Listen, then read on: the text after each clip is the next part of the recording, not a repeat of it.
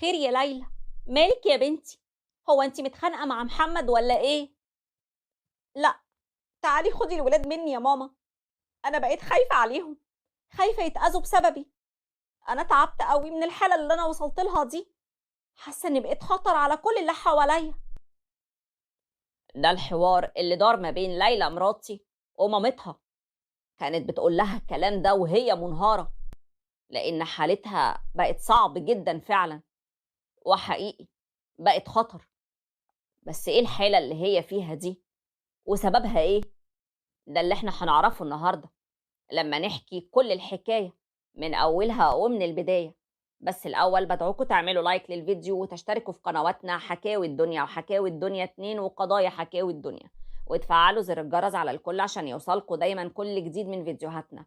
ده لو انت معانا على اليوتيوب، ولو كنت معانا على الفيسبوك لايك وشير لو حبيتوا الفيديو. وبينا نبدأ حكايتنا.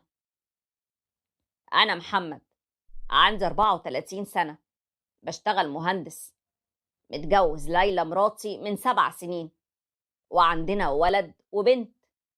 ليلى بنت ناس جدا ومحترمة قوي ومريحاني، وأنا طبعي عصبي بصراحة، بس هي طول عمرها مستحملاني. وفي يوم كانت بتكلم عزة صاحبتها في التليفون، وعرفت بعد كده إن ده اللي تم وحصل ما بينهم. إيه يا ليلى، مالك؟ صوتك يا حبيبتي عامل كده ليه؟ هو أنت لسه صاحية ولا إيه؟ أنا يا عزة نفسي أنام وخلاص، أنا زهقت من نفسي قوي. عزة، أنا ما بقتش مركزة، بنسى حاجات ما ينفعش تتنسى، وكلها نتائجها مؤذية. أنا مالي يا عزة؟ أنا بقى مالي؟ يا ليلى يا حبيبتي، كل اللي انت فيه ده حالة نفسية، يعني من بعد وفاة باباكي الله يرحمه. انت كنتي متعلقة بيه قوي، وهو فعلا كان طيب وحنين، ويتزعل عليه العمر كله. أنا عارفة. وكمان عمه الله يرحمه مات فجأة بدون أي مقدمات، ولا حتى كان تعبان. فكل ده يا حبيبتي مأثر عليكي. عارفة يا عزة، أنا حاسة إني لحد دلوقتي مش قادرة أستوعب إن ده حصل فعلا. أنا كتير بصحى من النوم بمسك موبايلي علشان أكلمه، وما افتكرش إنه ما بقاش موجود خلاص، غير لما ماما هي اللي ترد عليا. ليلى حبيبتي، انتي تعرفي ربنا كويس، استعيذي بالله من الشيطان الرجيم يا حبيبتي. فوقي، فوقي علشان خاطري يا ليلى. أنا مش معترضة على حكم ربنا لا سمح الله، بس اللي أنا فيه ده غصب عني، غصب عني يا عزة. والله صعبان عليا حالي وولادي وبيتي، كل حاجة مش طبيعية حواليا. الله المستعان بقى، ربنا يهونها يا رب. وقت بس يا حبيبتي، والحزن ده مع الأيام إن شاء الله هيصغر، عمرك ما هتنسيه، بس دايما هتفتكريه بالدعاء وبالصدقة، وإنك تكوني كويسة. هو ده اللي هينفعه ويوصل له ويكون مطمن عليكي. حاضر يا عزة، حاضر، بحاول والله. الله يرحمه ويصبرني. ليلى مؤخرا بقى ليها تصرفات غريبة جدا، بقت بتنسى كتير قوي، ونسيانها فعلا يؤدي الكوارث. في يوم رجعت من الشغل، لقيت ريحة شياط مالية البيت كله، وهي مش موجودة هي والولاد. ولما جت بقى، السلام عليكم يا محمد، ايه ده؟ ايه الريحة دي؟ والله انت كمان اللي بتسألي يا ست ليلى ايه الريحة دي؟ ده انا لولا جيت النهارده بدري شوية كان زماننا جينا لقينا الشقة دي حتة فحمة. من ايه بس ده كله؟ انا مش فاهمة حاجة. انا جيت لقيت الاكل اللي في الفرن محروق. انت ازاي تسيبي الفرن والع وتنزلي؟ انا حطيت صينية البطاطس في الفرن ودخلت اصلي، وبعدها المدرسة بعتت لي انها خلصت الدرس، لبست ونزلت اجيب الولاد من الدرس، ونسيت خالص ان الصينية في الفرن. لا، هو على قد المدرسة كمان وبس، ده انت رحتي عملتي شوبينج اهو. يا ليلى، يا ليلى ركزي ارجوكي، احنا كده هنضيع. حاضر حاضر، ان شاء الله هركز اكتر من كده. اهو ده موقف من مواقف كتير بسبب نسيانها وعدم تركيزها في حاجات كتير قوي تخص البيت، وانا اسكت وافوت مرة واتكلم مرة واشد مرة على امل يحصل اي تغيير. وفي يوم كنت نايم وصحيت على صوت الولاد: بابا بابا، الحق يا بابا، في نار في المطبخ. اطلعوا بره، اطلعوا بره من هنا. فين ماما؟ ماما بتاخد شاور في الحمام جوه. ولما طلعت بقى ست الحسن والجمال من الشاور بتاعها، ده اللي حصل بينا. هو انا كم مرة قلتلك الفيشة بتاعت الكاتل دي تتشلى ومش بتستخدميه؟ الفيشة اتحرقت ومسكت في فوط المطبخ وانا نايم والولاد لوحدهم. اعمل فيكي ايه يا ليلى؟ انا نسيت اشيلها بعد ما عملت الشاي. يا شيخة حرام عليكي، انتي ايه مش هتتعلمي من غلطك ده غير لما تولعي فينا كلنا؟ انا خلاص زهقت من العيشة دي، وانتي مفيش فايدة فيكي خالص. ما تتكلمي، ما تاخدي وتدي معايا في الكلام وتردي عليا. مش بتردي عليا ليه؟ ما تنطقي. ولقيتها مشت من قدامي ومسكت موبايلها وشغلت القرآن، وانا فضلت ازعق فيها وما حسيتش بنفسي، وسبت البيت ونزلت قعدت مع اصحابي على القهوة. وعرفت بعد كده ان ده اللي حصل ما بينها وما بين مامتها لما كلمتها وهي منهارة في العياط: ماما تعالي لي دلوقتي، انا عاوزاكي ضروري. خير يا ليلى، مالك يا بنتي؟ انتي متخانقة مع محمد ولا ايه؟ لا يا ماما لا، تعالي خدي الولاد مني، انا بقيت خايفة يتأذوا بسببي يا ماما. انا تعبت قوي، تعبت من الحالة اللي وصلت لها دي، حاسة اني بقيت خطر على كل اللي حواليا. اهدي يا ليلى بس، وحدي الله يا بنتي، انت عمرك ما كنت كده، كنت مفيش منك اتنين، خدمتك ومراعيتك لبيتك ولجوزك وولادك. بس انت يا روحي متأثرة قوي بفراق بابا. تعالي يا ليلى، تعالي نروح لدكتور وتتكلمي معايا يا بنتي، قولي له اللي مش عارفة تقوليه لنا، هو هيقدر يخرج اللي جواكي.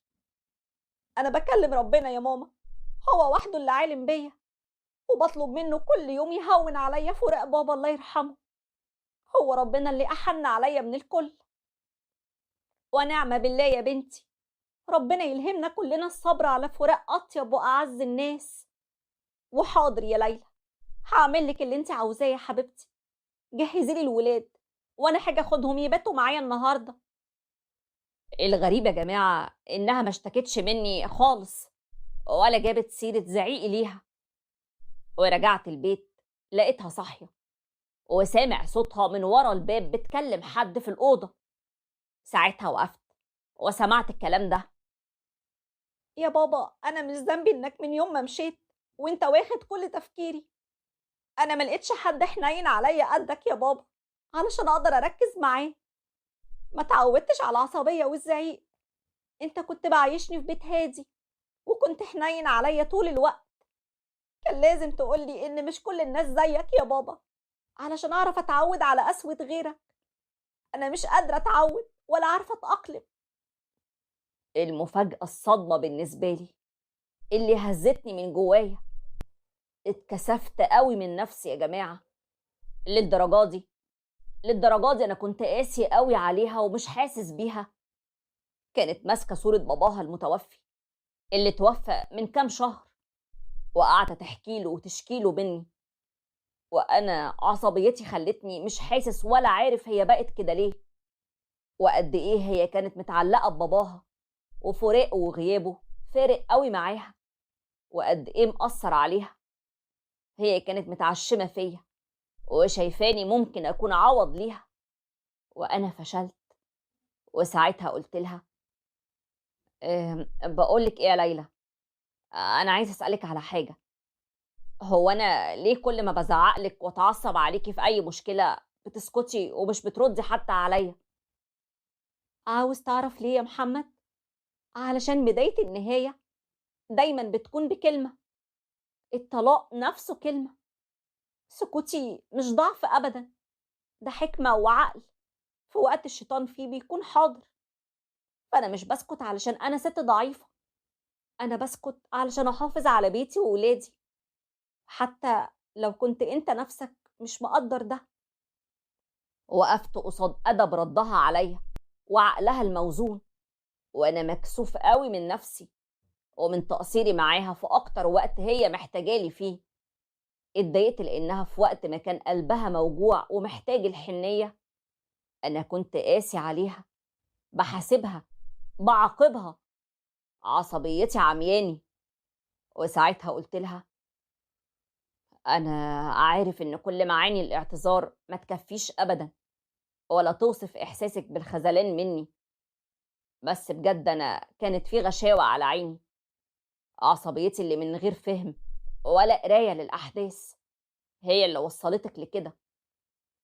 محمد، أنا مش عاوزة أسمع الكلام ده أرجوك.